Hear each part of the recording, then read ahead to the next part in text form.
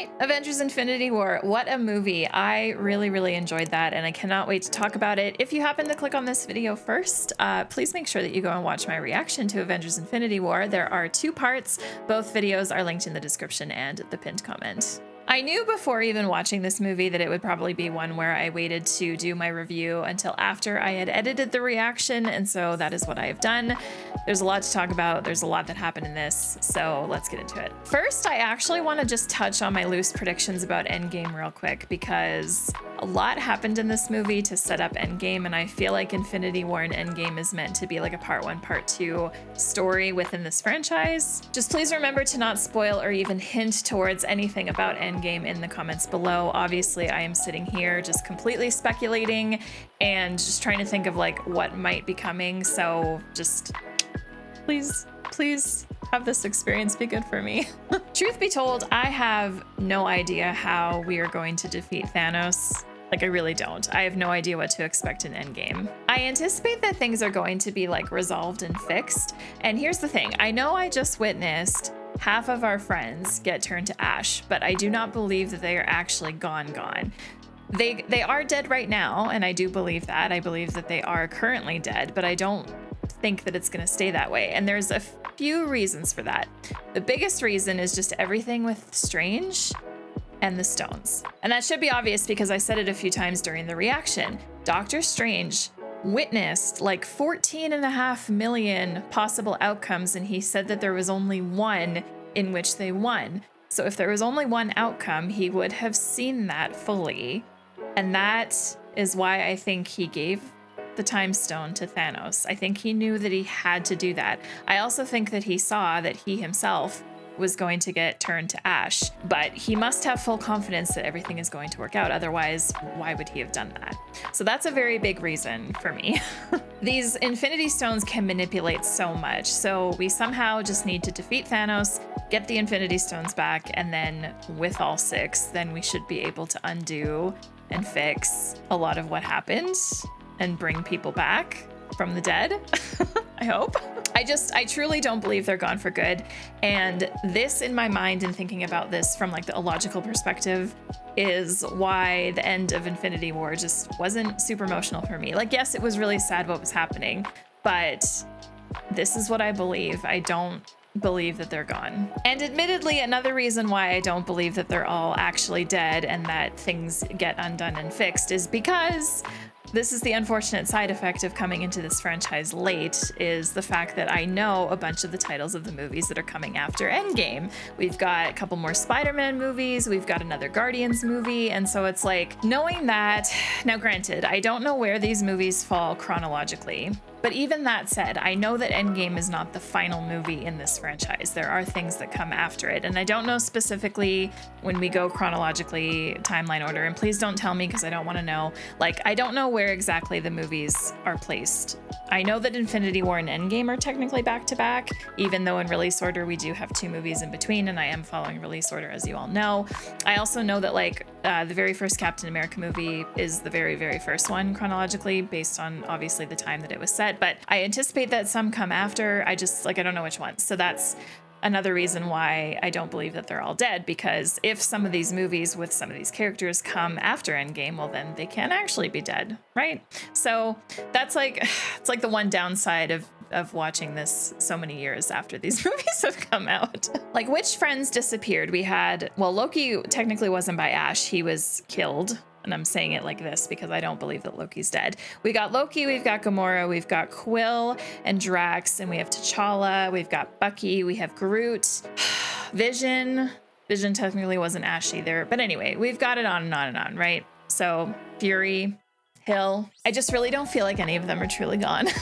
Now, that all being said, in a franchise this big, typically we would expect to have some main character deaths, and we really haven't experienced that yet in this franchise. So I could be completely wrong with this theory that everyone's going to come back and it's all going to be undone. We might have some people actually stay to ash. And I think if I were to think about who actually is dead, I'm going to say Gamora is dead. Vision, maybe, because I have a theory about when WandaVision takes place, but I could be wrong on that too. I have a theory that WandaVision is a TV show that like bridges the gap that 2-year gap that we like didn't have them. Could be wrong on that. I have no idea. I hate sitting here sometimes, like overthinking myself. Anyway, what I'm getting at is that I could be completely wrong with my theory, and I just sat here and watched all these characters die and didn't feel a single emotional ping about it, really, because my brain refuses to believe that they're all dead. So we'll see how it goes. My other loose prediction for Endgame is that we're gonna have Ant-Man and Hawkeye come out of their house arrests and actually help out. And my other loose prediction is that we are gonna get the Hulk finally coming out of Banner's body. At least for Banner's sake and for the sake of just the remaining members of our team having to go up against Thanos, I really hope that the Hulk comes out. So yeah, I'm very excited for Endgame to see if my theories are correct and my predictions, to see if I'm right in certain cases and if I'm wrong in others. I am so looking forward to it. I'm going to be watching it pretty soon, so we'll see you back here for that. All right, let's actually talk about Infinity War now in a little bit more detail. Like I said, I really enjoyed this movie. I thought it was so fun. So much happened. It was awesome. And I really loved having the Guardians and the Avengers all come together and get intertwined. That was such a treat. I will admit that I actually do enjoy the Guardians a little bit more when they are with our Avenger friends. In this movie, obviously, we still had a little bit of the Guardians-esque kind of humor at times. There were a few eye-rolling moments from Drax and Quill especially, although I will give a clap, clap, clap to Drax for that "Why is Gamora" line. It was not funny the first time I saw it, but in editing, when I edited that moment, I cackled. So that's why I quickly edited in that little bit of text, just to let you all know that sometimes there are certain humorous moments that land a little bit better with me as the editor instead of me as the viewer. I definitely feel like this movie did not overdo the humor at all. And I think it's because we just had a lot more like at stakes kind of serious stuff happening. So yeah. What I especially enjoyed about this movie though is that there were times where this movie felt like a Guardians movie, and then there were other times where it felt like a Thor movie, and then there were other times where it felt like a Captain America movie, and then there were times where it felt like a Black Panther movie. And I really loved having that kind of seamlessly transition as the movie was going on. Like overall, the movie felt the same and it felt pretty consistent, but there were those moments where it just kind of felt a little bit more leaned towards like a specific character's movie over another, which was really great. It makes total sense why this movie was so successful and did so well. It makes sense why a lot of people consider this one of their favorites in the whole franchise. I get it. I also think that this is one of my favorite movies in the whole franchise. It is definitely my favorite Avengers movie out of the ones I've seen so far. We've got one more left. I wouldn't call it my number one yet, though. I do still like 2 of the Captain America movies a little bit more than this one. I think I can confidently say, now that I'm through the franchise as much as I am, that The Winter Soldier and Civil War, I think, are my number 1 and 2. But we'll see. Maybe a Phase 4 movie will just completely surprise me and it'll end up being my number 1. My favorite pairing up in this movie. So to be honest, I really enjoyed a lot of the different pairing ups that we had, but I do have some favorites. So Okoye and Black Widow teaming up together, especially when they were protecting Wanda. I just love strong women coming together and fighting together. It just makes me so happy, and it's just a nice change of pace from always watching boys on screen. So I definitely love that. Thor with Rocket and Groot was a great trio because Thor is one of my favorite Avengers, and Rocket and Groot are my 2 favorite Guardians, probably will be straight through to the end. And quickly talking about that trio, I just want to bring up Peter Dinklage as Eitri. Completely unexpected actor for me to show up, and Eitri was great. I really loved all of that. I can't remember the planet name. Oh, it's the complicated one that starts with an N. Anyway, that was all great. The axe. It's not a hammer. The axe being forged, Groot making the handle with his arm. It was lovely. So those are my 2 favorite pairing ups, but honestly, I loved seeing Cap, Bucky, Rhodey, Falcon with T'Challa and the rest of the Wakandans. I thought that was awesome. That battle scene in particular was really, really emotional. I almost got teary-eyed when it kicked off just to see everyone running and screaming. Battles ignite something in me. If you have not yet watched my reaction to The Last Samurai and you want to see me cry my eyes out for like 15 minutes when the battle is happening in that movie, check out that reaction. It's up here.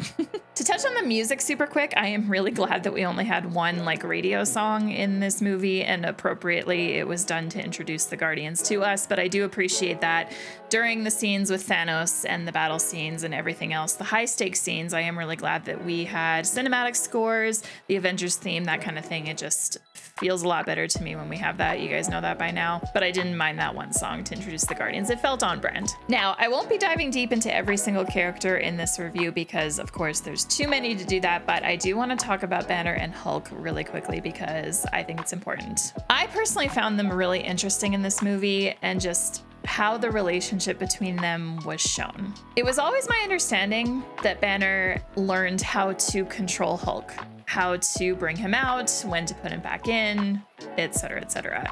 And I think the Grandmaster really messed up with him. And I still believe my theory here that the Hulk is not wanting to come out because he was out for 2 whole years. That is a very long time in a row without a break. I don't know, just the way that they were presented in this movie, and we could even call back to Thor Ragnarok too, is that Hulk and Banner seem like 2 completely separate individuals now instead of being a little bit more of one and the same. And I really appreciate the visual effects to show that. I loved the moments where we saw Mark Ruffalo's face and the animated Hulk face at the same time, or like one right after the other, like seamlessly transitioning back and forth. It was so good. So personally, I am just really, really, really interested to see how this continues in Endgame. I'm really excited to just see what comes of it. Like I said, I'm really hoping that we get Hulk in Endgame. I hope that he is able to come out because we need him. Like, Banner is fine in the Iron Hulk suit, but we need the actual Hulk. Real quick before I talk about Thanos, Red Skull making an appearance. Was not expecting that, but it makes sense from what we saw at the end of the first Avenger, where Red Skull disappeared through the, I can't remember the name.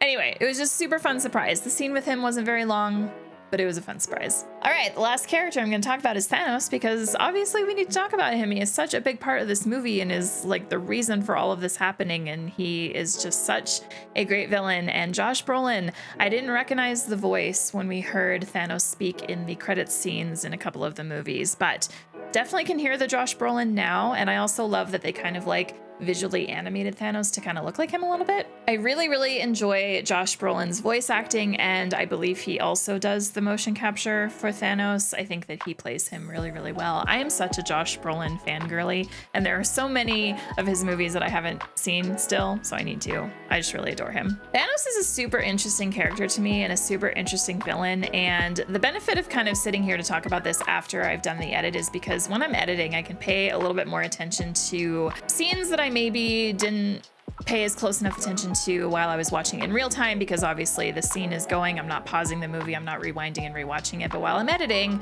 things can go a little bit slower. So some of the stuff I noticed about Thanos that I didn't quite pick up on when I was watching it, emotion in the eyes. There were a few moments where so much of his expression was just coming through his eyes and not even his facial expression, which I thought was really cool. I also noticed a bit more through editing that Thanos is really coming at this from the perspective of like, I don't like what I'm doing, really, but I understand that it must be done. Like, Thanos doesn't come across as this like evil just to be evil kind of character. Like, he definitely fully believes that he's doing the right thing. My favorite Thanos stuff was everything to do with obtaining the Soul Stone and having Gamora with him. First, I just want to talk about Zoe. I think that she did a great job acting Gamora, both the moment where Gamora was laughing because she understood that Thanos has to sacrifice something he loves in order to get the Soul Stone, and she obviously just made the assumption that he has never loved her.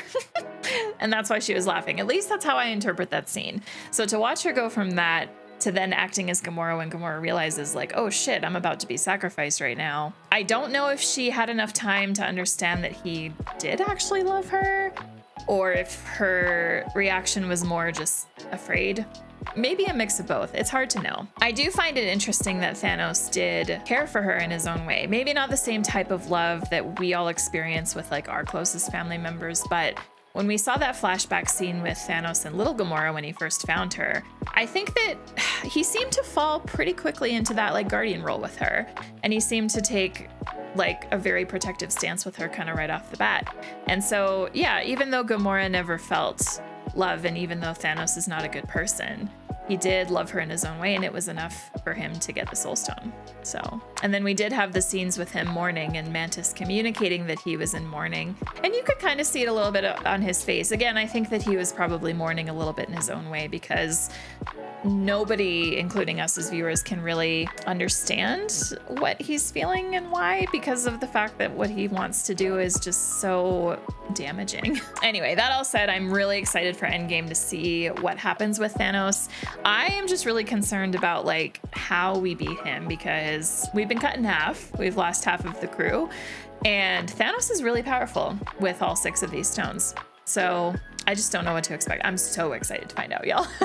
The special effects in this film and just the visuals in general were absolutely incredible. There were so many scenes that stand out to me. Obviously, the turning to ash with everyone, the way that that was done was so, so cool. And then there was also a moment where Thanos turned Drax into like blocks and turned Mantis into spaghetti, basically. That visual effects was really cool too. I loved it. Honestly, Phase 3 has just been full of movies that have incredible visuals and are just so pleasing to the eyes and so fun to watch. Anyway, from my own brain and my own thoughts, I don't know that I have anything else left to say. As always, if you ever want to watch the entire movie with me, you will always find the watch along over on Patreon, and it is not just restricted to members anymore, as I do have a digital storefront for those of you that maybe just want to watch this reaction only as a full length and never anything else. That's totally fine. Now you can. The full length reaction for Endgame will be up very soon. And now it is that time to go over to Letterboxd to see what some other people have to say. So